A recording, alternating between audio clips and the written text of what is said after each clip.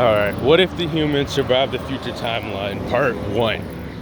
Alright, so this basically is going to start off with we're going to have it to where a lot of events are different. So we're not just going to start like, the 6 months after Goku died and all that. No. We're going to have it to where Goku died a little bit earlier. So after they take care of Frieza and that incident happens, Gohan realizes that, all right, I'm gonna need to be able to fight back a little bit. So initially he goes to try to train with his father, right? But his father soonly falls ill to the heart virus a lot earlier than in canon. And the justification, if we need one for this, sorry boys, we're outside. The justification, if we need one for this, is simple. We'll say that King Cole transformed and Goku had to push himself to grade 1, and he had to like push his overall capabilities a lot further than he did originally, and that took everyone a lot more. So we're gonna say this fight was even more intense than it was for Future Trunks, obviously. So with that being said and done, this is what causes the heart virus to activate or like basically wrap up, just like it did in canon when he was fighting Android 20 and 19, okay? Now with this being said, Gohan's like, damn, I was pretty much useless, so I need to train up a little bit. So what ended up happening is Gohan, he doesn't completely say fuck studying, but he's thinking about it and he's like, so what if someone else comes through? He thinks about it and he comes to almost the same conclusion that Goku does at the end of like the Cell Saga. Now the justification for this is very simple, peeps. Gohan is very smart and he went through a lot. So if you go through a very traumatic experience early on, you're gonna develop a lot faster mentally. You might have some traumas, but you'll develop a lot faster. So your boy Gohan is like, all right, I'm on demon timing. So he says, fuck it, I'm in this bitch, right? And what he proceeds to do is he proceeds to tell his mom, like, hey, my dad's dead. Vegeta's strong, but he's not nearly as strong as my dad. The same for Piccolo. At least Vegeta could possibly turn Super Saiyan, right? So what he ended up doing is he ended up going out of his way. He's looking for some humans to train because they're more relative in power to him. Because I think he would come to the conclusion it would be a good idea to train with Vegeta, but Vegeta, we can either say he didn't go to Vegeta, or Vegeta was like, you're too weak to train with me. Get stronger before you come train with me. He's arrogant at this point in time. So Gohan's like, all right, bet then. So he flies off looking for people to train during this whole 3 years. He trains with Krillin first, and he's training intensely like there's a threat coming. He's just like, nah, bro, my dad went outside. And like after maybe 8 months of like hard, rigorous physical training and trying to, asking Krillin to like, throw good hands or whatever. And Krillin would just be like, look, Gohan, I know you're sad that Goku died, but this isn't the way to deal with it. Look, everything's good. We took care of Frieza. We survived the Saiyans. I mean, hell, even Vegeta's on our side now. And Piccolo used to be, a monster back then. But, like, everything's good now. And Gohan's like, you just don't get it, do you? As he flares up his ki, angry. He's dead, yes. But what happens when the next threat comes in? First, it was just people that were moving at the speed of light. He's not really saying this, but for exposition. First there was people moving at the speed of light, and then finding out he's an alien. Then we had to fight a galactic tyrant. What's next? And his dad was 1 billion times more stronger than he was. So what's stopping anything else from coming out and fighting us? Why are y'all so complacent? As he like powers his ki up and flies off. He eventually goes look for Yamcha and proceeds to, coax him into training. And he's like, don't tell me you're scared of a boy or a kid or, some shit like this, right? And Yamcha, being the way he is, proceeds to start training with the kid. He's beating him at first, but after enough Zenkais and enough training, he pretty much starts getting, further ahead. And they proceed to keep training like good hands commence. And it's nothing mad crazy like my initial attempt on What If Yamcha Survived the Future timeline, which I will be doing a remastered. But there was some quality training. Yamcha ended up doing the same thing. He said, yeah, I think we should probably stop training because I got a date and this is kind of messing up my schedule. And Gohan is just confused because he's like, oh, why are y'all just so relaxed about this? He flies off again. This is about after a whole year, give or take.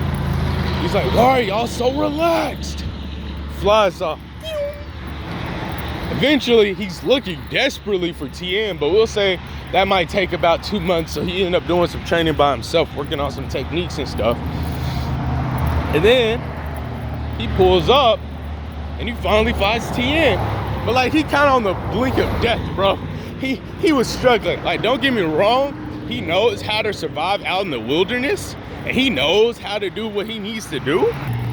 But at the same time, he was deep in the mountains. Not just like the rocky areas and shit like that, but like he was deep in there. And then Tien saves him and stuff like that.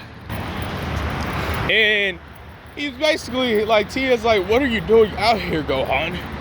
Your mom would kill you or kill me or whatever if she sees that you're out here, this, and that. And he's like, I don't care. Tien, please train me. Yamcha, Krillin, they're too complacent.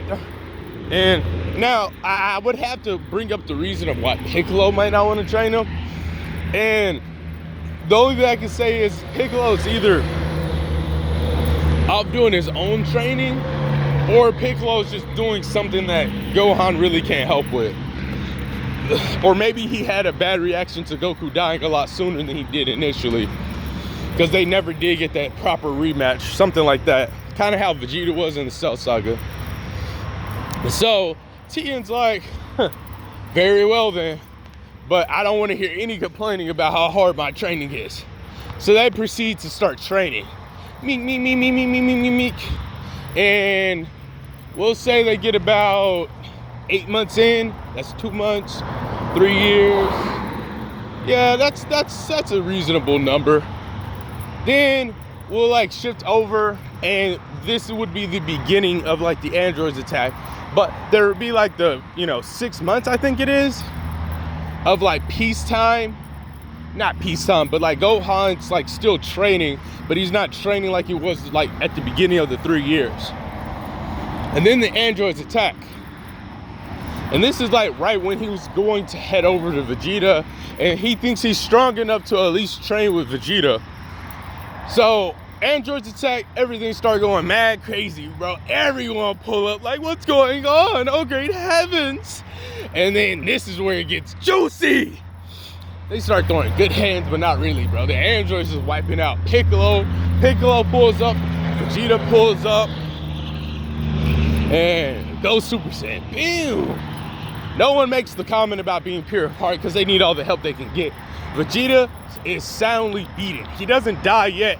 He's just beaten. His ass got beaten, all right? Piccolo's throwing good hands with one of the androids, but they all realize something fairly soon. And everyone's pretty much battle damage, but Piccolo and Vegeta is at the forefront while Gohan's lagging behind. Well, now I say he's in the fight. And then they like, guys, there's a problem. These androids don't run out of stamina. And Vegeta being himself, no shit, Sherlock. Even the boy over there probably could have came to that conclusion. Not now, Vegeta. They look at each other knowing what they gotta do. And then Tien, Yamcha, and Krillin, it's like, well, if we're gonna die, I guess I'll be seeing you soon, Goku. And Piccolo and Vegeta smirk and laugh. No, that's not the case. Well, as they're like slowly walking up to the androids, everyone's like realizing the air, the atmosphere, it's all changed. And they're like, well, we can't defeat the androids. He says, speak for yourself, Green Man. I am the Vegeta, Prince of all the Saiyans. As he like powers up, I'll be the one that take care of these tin cans. just stand back and watch. Boom. He said, huh, not if I don't beat you to it. And then as they're flying, everything slows down, and Piccolo says something to Gohan. It's up to you, Gohan. He's like, it's up to you, big dog. We're not strong enough to take care of these monsters. I'm sorry. And then Vegeta turns back and be like, if I was gonna live from this, I would have trained with you. Basically, this is like his backhanded way of like saying that you grew stronger in this time. And then he's like, take care of Trunks for me. And then Gohan's like, no! He flies out. No! I will not be the last one. I will save you guys. And then Yamcha, Tia, and Krillin, all of them grab Gohan and immediately fly back. As Gohan's screaming, Mr. Piccolo! Vegeta! No! Just so much pain, anguish. And then all you hear is boom. And then Gohan just loses his shit. And that's where we'd end off part 1 of What If the Humans Survive the Future Timeline.